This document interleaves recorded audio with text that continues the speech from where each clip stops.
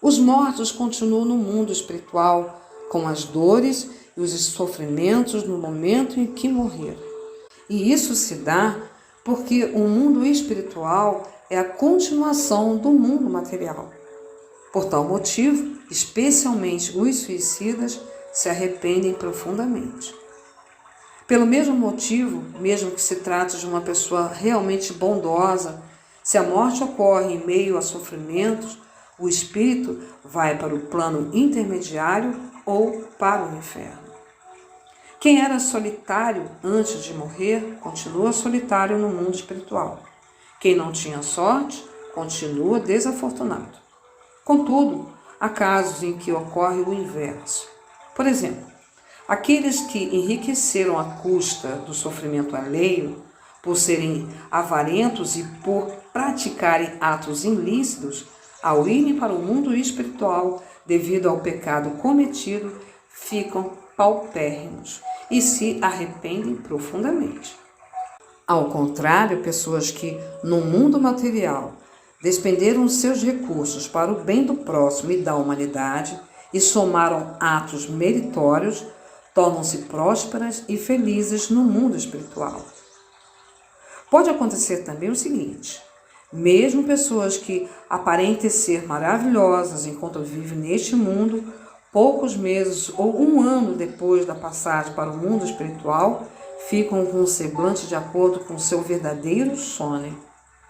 Visto que o mundo espiritual é um mundo do sono e já não existe o corpo carnal que envolve o espírito, o sono de fealdade e maldade faz com que a aparência do espírito se torne feia e vil.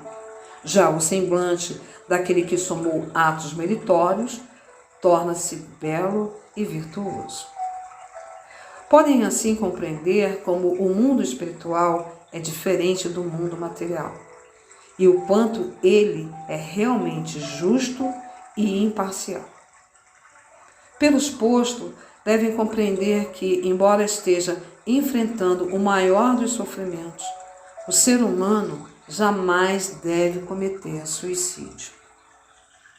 As pessoas, em geral, estão equivocadas, principalmente em relação ao suicídio por amor, porque pensam que, morrendo dessa forma, vão para o céu, onde deslizarão para um lago tranquilo, sentadas numa folha de lótus, e viverão na maior felicidade.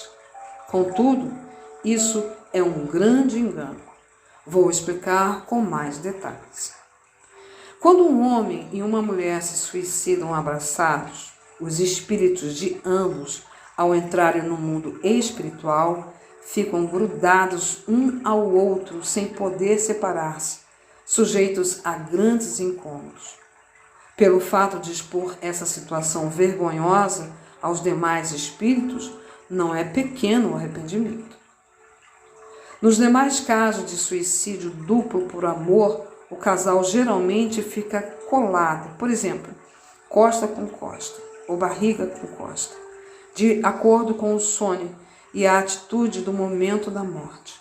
Assim, eles perdem toda a liberdade, o que torna tudo mais difícil.